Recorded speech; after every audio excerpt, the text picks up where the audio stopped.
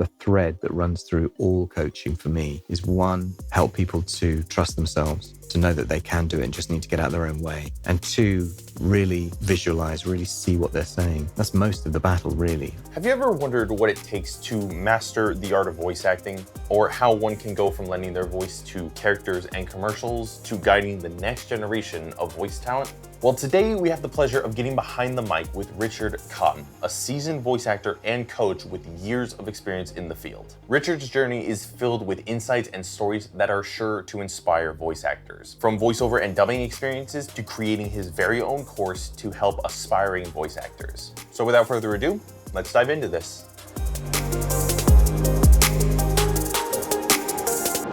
So, Richard, you've been a voice acting coach for over 15 years, and you've been a voice actor as well, and you have a large portfolio of projects you've worked on. But can you tell me what exactly started you on this journey to be a voice actor, and what drew you into this profession? Wow, I needed to make a living. I was, listen, I've been an actor for 30 years, a bit more. I think anybody who's in that profession will tell you at whatever level, it's incredibly precarious. And it's not consistent necessarily. I mean, of course it is for some, but for the vast majority of people, it's not consistent. And I was doing all kinds of work, and I was producing documentaries and some live shows, concerts, and doing all kinds of things. And I realized I was kind of veering away from what was in my heart to do, which was acting. And I needed to kind of take control of my time, and I needed some work that was going to pay reasonably well, and something that was kind of related to what I was already doing. And voiceover was kind of the obvious thing to focus on. I'd always done some voiceover, but it was always something that came in from time to time. So it wasn't like a consistent work for me. So I made and I remember the moment making a very conscious decision to really focus on it. And I did, and it's paid off. And now I love it. And I love the variety in voiceover. It started out as a financial necessity, and now, it's really a big part of what I do. And I really enjoy it. Were there any serious challenges that you faced starting off versus now?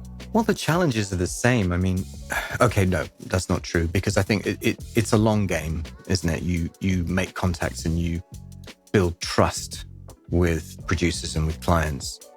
And if people don't have to go searching for someone and they just know that you're there, they'll ask you to do it, then that's half the battle. So obviously your kind of network expands as time goes on.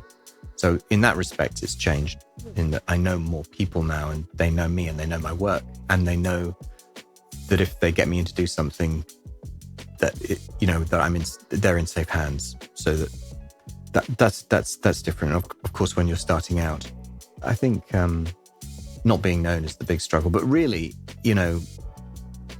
we're only as good as our last job, and we're always looking for work. We're always we do a lot of testing, right? In voiceovers, we do a lot of voice tests, and that never changes. So, sometimes you get asked to do something straight off your profile on your agent's website or off your own website, and somebody will just find you and just ask you to do something. But very often, they need to share it with a number of stakeholders. They need to hear what you do with their script or a portion of their script, so they can share it and get sign-off from so many different people. So there's lots of testing going on, isn't there? And that never changes. When exactly did you decide to transition from voice actor to coach? Or when did you decide to add on that extra skill set? Yeah. Well, I kind of fell into it, to be honest. And I got asked. That's the simple answer is that, people just knew I did voiceover and was consistently working at a high level. And friends would say to me, listen, I'd really like to get into that. Or friends of friends, someone would recommend having a conversation with me. And I was really happy to do that. And, had lots of chats with people and supporting people to have a go, because why not? Who am I to say if somebody can or can't do it? You know, I think if somebody's really driven to have a go at this, then they should have a go at it. So, you know, I had lots of conversations, and then gradually started kind of, maybe somebody wanted to lay some reels down, or some, you know, do some little tests or some little scripts, or read something they've written or whatever. And I'm pretty proficient on Logic Pro X and Premiere, and, you know, I can do most things like that. You know, it was kind of informal. I learned by teaching, and, you know, which is the best way to learn, right? It's just have to articulate what you know to somebody else is the best way to learn anything. So that was kind of cool. I enjoyed it, but it got a lot, and you know, I was getting asked a lot, and I thought, well, I have to work, I have to earn a living, and I don't really have time to do this. So I either have to start saying no to people, or formalize it in some way, like create some structure for the teaching. I think I wouldn't do it if it didn't bring real value to people. You know, and people come for all sorts of reasons. And some people have never done it before. I've had people come to me who've never heard their voice recorded before, or never heard their voice through headphones. It's a really vulnerable thing to do, I think. And so it becomes much more than about just voiceover, or whether or not they're going to become a voice artist. It becomes a kind of exploration of self, and about worth, and about confidence, about how they project themselves into the world. And then conversations ensue. You know, we have much more philosophical discussions around, you know, what they want and who they are and where they're going. And so the voice really opens people up. Yeah. So you really do take a kind of, like, it sounds like you take a personal approach when it comes to people you interact with. How have these conversations and how have these experiences really shaped the way you coach someone? Yeah, that's a really good question. I mean, you've hit the nail on the head. Everybody who comes in requires a different approach, and needs meeting in a different way in the room. As I say, people have different experience, different levels of experience. And also they have different levels of confidence. They have different quality of voice, you know. So my philosophy in teaching is, firstly, I assume that people already know how to do it. Like, somewhere deeply they know how to do this. And that all they really need to do is to get out of their own way and to remove the blocks that are stopping them from doing it. Because we can all speak. And, you know, as children, we act very naturally. Voice acting is acting. You know, it's communicating an idea, or telling a story. I mean, as children, we're natural storytellers. We leap into role play very easily as children. You know, we don't think about it or analyze it, or get into, you know, any kind of Stanislavskian discussion about it. We just do it. There are elements of, you know, Stanislavskian teaching that are very useful and actually can be applied to voice acting if needed. But essentially, that's my approach, is to trust people that they already know, and to communicate that to them, to really encourage them to trust themselves. I think the one thing that's consistent with all people who come to me is that I want them to be able to see the images that they're describing as they're describing them. It sounds very simple and obvious, but very often when we're reading, we're just saying the words. And if we can get to the stage where we're actually really present with the images that we're describing, then the whole world comes alive, and you're really suddenly storytelling, you're really communicating something, not just with words, but with your whole being, with your heart. We all do that naturally. So if I ask someone who's sitting beside me ready to record, if I ask them to tell me what happened to them this morning, tell me, you know, their morning. So, okay, so you woke up, now go on, what did you do? And they say, well, and they start to search for the images.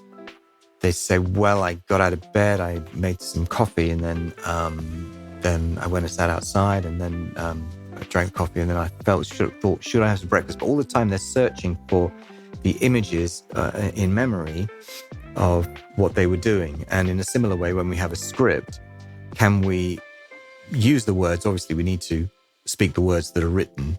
That's our job. But what's behind the words? What are the images behind the words? And, that's a very natural thing that humans do that we kind of forget to do when we feel the pressure of a voiceover session or even a coaching session, which is really a very low pressure situation.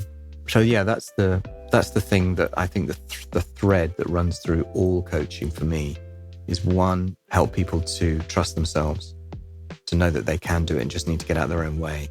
And two, really visualize, really see what they're saying.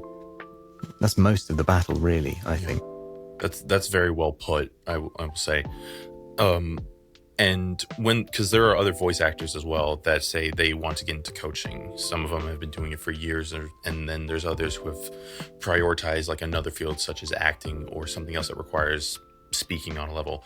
And they've expressed that they do want to do coaching in some way, shape, or form. But what would you say are the main skills or experiences these kinds of people will need in order to become reputable coaches? I think listening is really important. And not just listening to what people are recording, but listening to them from the moment they come into the room. The energy that we have as a coach, or indeed in life, is communicated. Are we relaxed? So, there are lots of technical skills in voiceover, but for me, they're all secondary. Because what makes an individual's voice interesting are the quirks that are particular to them, the resonance that's theirs. Do they have if they have a weak R or, very slight lisp or something that's going on, it's not bad, it's them. They should embrace that. Now, of course you can work on all those things. If you go to drama school, for example, they really try and iron those things out of you, which is maybe or maybe not the right thing to do. But I think people are unique. And I think so as a coach, I think it's important that we recognize that. I focus less on the technical aspects of speaking because I'm, again, working from the premise that we know how to speak and that in everyday life, we're generally good at communicating what we need to communicate. We need something to happen. We make it happen. I think that's the main thing to work on, is to trust people and accentuate their positive, really encourage them and let them know what they're doing right. And of course, we also need to work on the things that need working on. That's obvious, but I find people respond to encouragement. I think that's what I'm trying to say. Yeah, because oftentimes, like when people need that encouragement, they usually need it because they're struggling to find work and they struggle to maybe hit the right type of voice that people often look for. And because we did kind of speak how you have quite a large portfolio of projects working as a producer, actor, voice actor, how would you say voice actors can effectively build connections to help find one project after another? For me, like getting asked back is the game. Like really showing up. When you get work and you're fortunate to get work, take it seriously. Don't have a late night. Be early and be ready. As I say, when you step in the room, be part of the team straight away. How can I help you? It's a really good question, whether you ask it literally or whether you're just embodying that spirit as you go into a room. What can I do to support this project for you? Be present for them is really, really important. And obviously, technically, you have to be on point, but it's a lot about spirit. And are you focused on the work, or is the proportion of conversation way too much about other things? Do you allow conversation to go too far, or is it you that brings it back into the room and say, hey, should we have a go at this? Should we go in the booth? Should we have a go? And so, if you have that kind of proactive mindset and that mindset of support, what you can bring to help them, then the whole experience for them is going to be positive. It's going to be great. And obviously, assuming that you deliver the quality of recording that they need and you nail it in the room, fine. You've got to do that, obviously. But it's much more than that. It's really about the spirit that you bring. If you do that, you're going to get asked back. And over time, if you keep getting asked back, or if people ask a producer, if they know anyone who can do something in particular, and they say, yeah, I do know that. I do know someone who can do that. So those kind of conversations arise when you really show up in support of the project. That's the most important thing, I think, in terms of connections. Show up and be ready and enjoy it and make it an enjoyable experience. You have done, as well as coaching, you've also done a course that has aimed to help voice actors find their best voice.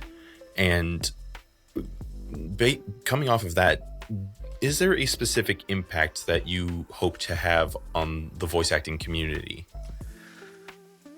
Well, I mean, everything I've said really about encouragement, because, I mean, the course is really a kind of, it's a digital version, it's an online version of my coaching sessions. My coaching session's about 4.5, 5 hours long.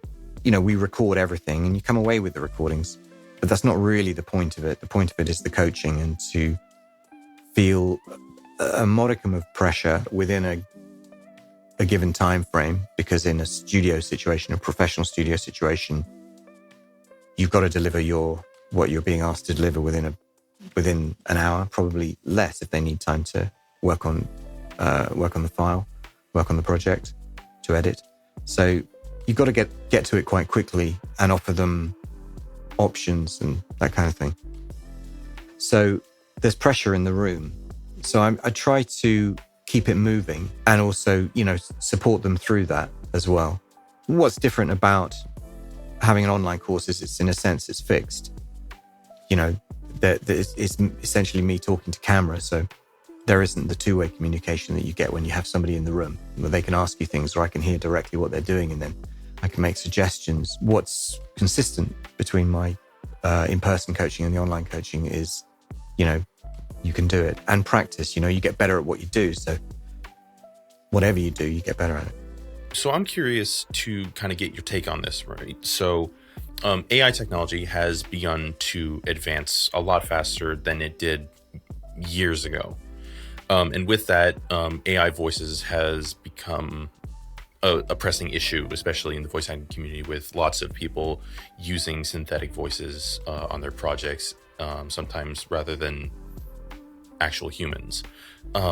So how do you think the human element of voiceover can be shown as more authentic in the voice acting community over AI? Well, look, there's no stopping AI. We're not gonna lead a march for, you know, human-only voices exclusively and, you know, push AI out of the voiceover industry. It's never going to happen. And this is economics. So I believe that there are aspects of voiceover that require conversation in order to get to a very nuanced recording.